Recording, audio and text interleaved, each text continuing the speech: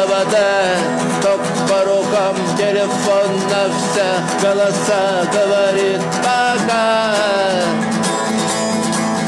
Пора. И пальто на гвозде, шарф в рукаве и перчатки в карманах шепчут подожди до утра, до утра. Но странный стук